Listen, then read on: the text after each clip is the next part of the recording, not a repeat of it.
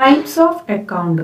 അക്കൗണ്ടുകൾ പ്രധാനമായും രണ്ട് തരത്തിലുണ്ട്. ഒന്ന് പേഴ്സണൽ അക്കൗണ്ട്, രണ്ട് ഇംപേഴ്സണൽ അക്കൗണ്ട്. പേഴ്സണൽ അക്കൗണ്ടുകളെ പ്രധാനമായും മൂന്നായി തിരിച്ചിരിക്കുന്നു: natural personal account, artificial personal account, representative personal account. Natural personal അക്കൗണ്ടുകൾ എന്നാൽ ആ പേര് സൂചിപ്പിക്കുന്നത് പോലെ തന്നെ നാച്ചുറലായ ഹ്യൂമൻ ബീയിങ്സുമായി ബന്ധപ്പെട്ടിട്ടുള്ള അക്കൗണ്ടുകളാണ്. അതായത് ജീവനുള്ള വ്യക്തികളുമായി ബന്ധപ്പെട്ടിട്ടുള്ള അക്കൗണ്ടുകളാണ് നാച്ചുറൽ പേഴ്സണൽ അക്കൗണ്ട്. എക്സാമ്പിൾ രവീസ് അക്കൗണ്ട്. രണ്ടാമത്തേത് ആർട്ടിഫിഷ്യൽ പേഴ്സണൽ അക്കൗണ്ട്. അതായത് ആർട്ടിഫിഷ്യലായ അല്ലെങ്കിൽ ഇൻവിസിബിൾ ആയ വ്യക്തികളുമായി ബന്ധപ്പെട്ടിട്ടുള്ള അക്കൗണ്ടുകളാണ് ആർട്ടിഫിഷ്യൽ പേഴ്സണൽ അക്കൗണ്ടുകൾ. അതായത് ഒരു കമ്പനി എന്നതൊരു ആർട്ടിഫിഷ്യൽ പേഴ്സൺ ആണ്, ബാങ്ക് എന്നത് ഒരു ആർട്ടിഫിഷ്യൽ പേഴ്സൺ ആണ്. ഇത്തരത്തിൽ നാച്ചുറൽ അല്ലാത്ത പേഴ്സണൽ അക്കൗണ്ടുകളാണ് ആർട്ടിഫിഷ്യൽ പേഴ്സണൽ അക്കൗണ്ടുകൾ. മൂന്നാമത്തേതാണ് representative personal account. Representative personal അക്കൗണ്ടുകൾ എന്നാൽ അവിടെ യഥാർത്ഥത്തിൽ ഒരു പേഴ്സണെ നമുക്ക് കാണാൻ സാധിക്കില്ല, പക്ഷെ അവിടെ ഒരു പേഴ്സൺ മറിഞ്ഞിരിപ്പുണ്ട്, ഒരു പേഴ്സണെ അവിടെ റെപ്രസെന്റ് ചെയ്യുന്നുണ്ട്. ഇത്തരത്തിലുള്ള അക്കൗണ്ടുകളാണ് representative personal account. Outstanding expense കൊടുക്കാനുണ്ട് പക്ഷേ കൊടുത്തിട്ടില്ല. ഈ എക്സ്പെൻസ് കൊടുക്കാനുള്ളത് ഒരു വ്യക്തിക്കാണ്. ഇവിടെ ഒരു പേഴ്സണെ റെപ്രസെന്റ് ചെയ്യുന്നുണ്ട്. ഇതൊരു റെപ്രസെൻറ്റേറ്റീവ് പേഴ്സണൽ അക്കൗണ്ട് ആണ്. പ്രീപെയ്ഡ് ഇൻകം മുൻകൂട്ടി നൽകി. ഇവിടെയും ഒരു വ്യക്തി മറഞ്ഞിരിപ്പുണ്ട്. ഇതും ഒരു റെപ്രസെൻറ്റേറ്റീവ് പേഴ്സണൽ അക്കൗണ്ട് ആണ്. അക്രൂഡ് ഇൻകം അഥവാ unearned income earned but not received. കിട്ടാനുണ്ട് പക്ഷെ കിട്ടിയിട്ടില്ല. ഇത്തരത്തിൽ ഉള്ള അക്കൗണ്ടുകളിലും ഒരു പേഴ്സൺ മറഞ്ഞിരിപ്പുണ്ട്. ഇതും ഒരു റെപ്രസെൻറ്റേറ്റീവ് പേഴ്സണൽ അക്കൗണ്ട് ആണ്. സഹകരണ പരീക്ഷകൾക്ക് വളരെ പ്രധാനപ്പെട്ട ഭാഗമാണ് representative personal account. Outstanding expense, prepaid income, accrued income ഇവയെല്ലാം പേഴ്സണൽ അക്കൗണ്ട് എന്ന കാറ്റഗറിയിലാണ് വരുന്നത്. പ്രത്യേകം ഓർക്കുക. രണ്ടാമത്തേതാണ് ഇംപേഴ്സണൽ അക്കൗണ്ട്. അതായത് വ്യക്തികളുമായി ബന്ധപ്പെടാത്ത എല്ലാ അക്കൗണ്ടുകളും ഇംപേഴ്സണൽ അക്കൗണ്ടുകളാണ്. റിയൽ അക്കൗണ്ടുകളും നോമിനൽ അക്കൗണ്ടുകളും ഇംപേഴ്സണൽ അക്കൗണ്ട് എന്ന കാറ്റഗറിയിലാണ് വരുന്നത്. അതായത് ഇവയൊന്നും വ്യക്തികളുമായി ബന്ധപ്പെട്ടിട്ടുള്ള അക്കൗണ്ടുകളല്ല. റിയൽ അക്കൗണ്ടുകൾ എന്നാൽ അസറ്റുകളുമായും പ്രോപ്പർട്ടികളുമായും ബന്ധപ്പെട്ടിട്ടുള്ള എല്ലാ അക്കൗണ്ടുകളും റിയൽ അക്കൗണ്ടുകളാണ്. ക്യാഷ്, സ്റ്റോക്ക്, ബിൽഡിംഗ് ഇവയൊക്കെ അസറ്റുമായി അല്ലെങ്കിൽ പ്രോപ്പർട്ടിയുമായി ബന്ധപ്പെട്ടിട്ടുള്ള അക്കൗണ്ടുകളാണ്. ഇവയെല്ലാം റിയൽ അക്കൗണ്ടുകളാണ്. നോമിനൽ അക്കൗണ്ടുകൾ ഫിക്റ്റീഷ്യസ് അക്കൗണ്ടുകൾ എന്നും അറിയപ്പെടുന്നു. അതായത് എക്സ്പെൻസസ്, ലോസസ്, ഇൻകംസ്, ഗെയിൻസ് ഇവയുമായി ബന്ധപ്പെട്ടിട്ടുള്ള എല്ലാ അക്കൗണ്ടുകളും നോമിനൽ അക്കൗണ്ടുകളാണ്.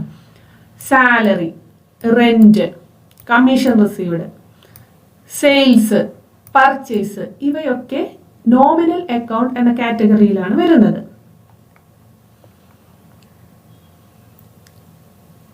അടുത്തത് historical development of accounting.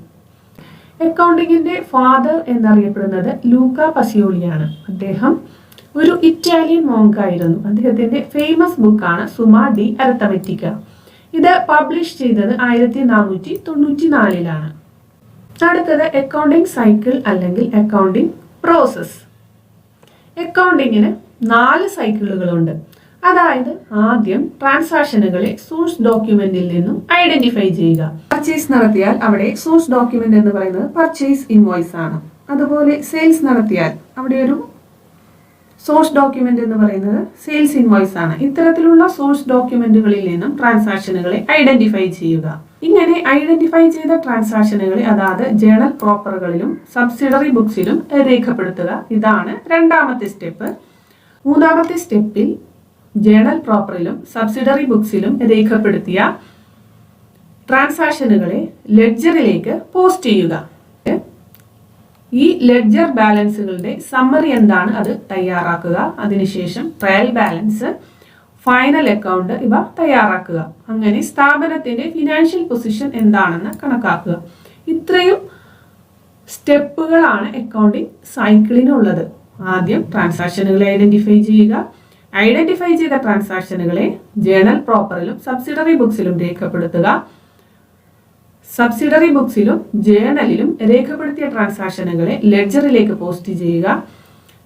Ledger ബാലൻസുകൾ എടുത്ത് സമ്മറി തയ്യാറാക്കുക. അതായത് ട്രയൽ ബാലൻസ്, ഫൈനൽ അക്കൗണ്ട്സ് ഇവ തയ്യാറാക്കുക. സ്ഥാപനത്തിന്റെ ഫിനാൻഷ്യൽ പൊസിഷൻ കണക്കാക്കുക. Systems of accounting.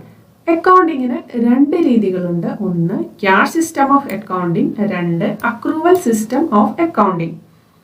Cash system of accounting cash കിട്ടിയാലോ അല്ലെങ്കിൽ ക്യാഷ് കൊടുത്താലോ മാത്രമാണ് ജേണൽ എൻട്രി പ്രിപ്പയർ ചെയ്യുക. കിട്ടാനുള്ളതിനും കൊടുക്കാനുള്ളതിനും എൻട്രി പ്രിപ്പയർ ചെയ്യുന്നില്ല. യഥാർത്ഥത്തിൽ കസ്റ്റമേഴ്സ് ക്യാഷ് പേയ്മെന്റ് നടത്തിയില്ലെങ്കിൽ വരുമാനം നേടിയതായോ സെയിൽസ് നടത്തിയതായോ പരിഗണിക്കുന്നില്ല. ഇതിലൂടെ ഒരു നല്ല റിസൾട്ട് കിട്ടുന്നില്ല. ചെറിയ ഓർഗനൈസേഷനുകൾക്കാണ് ഈ ഒരു ക്യാഷ് സിസ്റ്റം ഓഫ് അക്കൗണ്ടിംഗ് അനുയോജ്യം. പ്രൊഫഷണലുകൾ, അതായത് ലോയേഴ്സ്, ഡോക്ടേഴ്സ് മുതലായവരാണ് ഈ അക്കൗണ്ടിംഗ് സിസ്റ്റം ഉപയോഗിക്കുന്നത്. രണ്ടാമത്തേത് accrual system of accounting, mercantile system of accounting എന്നും അറിയപ്പെടുന്നു. ഈ സിസ്റ്റത്തിൽ കിട്ടാനുള്ളതും കൊടുക്കാനുള്ളതും ട്രാൻസാക്ഷൻസ് ആയി പരിഗണിക്കുന്നു. അതായത് accrued income earned but not received, ഇത്തരത്തിലുള്ള ട്രാൻസാക്ഷനുകളെ രേഖപ്പെടുത്തുന്നുണ്ട്. എന്നാൽ ക്യാഷ് സിസ്റ്റം ഓഫ് അക്കൗണ്ടിങ്ങിൽ ക്യാഷ് കിട്ടിയാലോ ക്യാഷ് കൊടുത്താലോ മാത്രമേ ട്രാൻസാക്ഷനുകളെ രേഖപ്പെടുത്തുന്നുള്ളൂ. അക്രൂവൽ സിസ്റ്റത്തിൽ കിട്ടാനുള്ളതും കൊടുക്കാനുള്ളതും ട്രാൻസാക്ഷൻസ് ആയി പരിഗണിക്കുന്നുണ്ട്. ഔട്ട്സ്റ്റാൻഡിംഗ് എക്സ്പെൻസ് കൊടുക്കേണ്ടതാണ്, പക്ഷേ കൊടുത്തിട്ടില്ല. ഇവിടെയും അക്രൂവൽ സിസ്റ്റം ഓഫ് അക്കൗണ്ടിംഗ് ഇതും ട്രാൻസാക്ഷനായി പരിഗണിക്കുന്നുണ്ട്.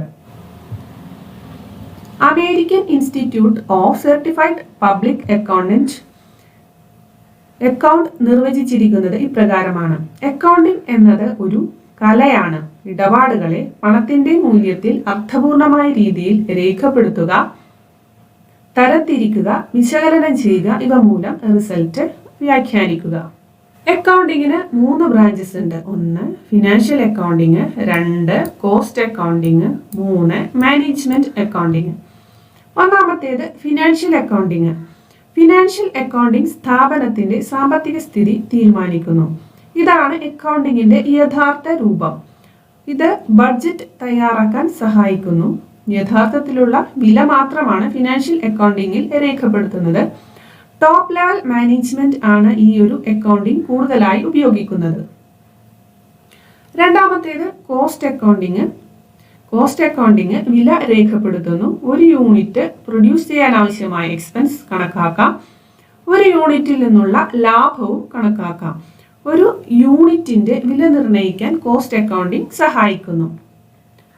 മൂന്നാമത്തേത് management accounting. Management accounting management തീരുമാനങ്ങൾ എടുക്കാൻ സഹായിക്കുന്നു.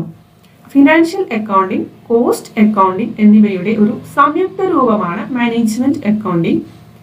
ഇത് സാമ്പത്തിക നിയന്ത്രണത്തിന് സഹായിക്കുന്നു. വിലയും വരുമാനവുമായി ബന്ധപ്പെട്ടിരിക്കുന്നു. ടോപ്പ് ലെവൽ മാനേജ്മെന്റിനാണ് ഇത് സഹായകരം.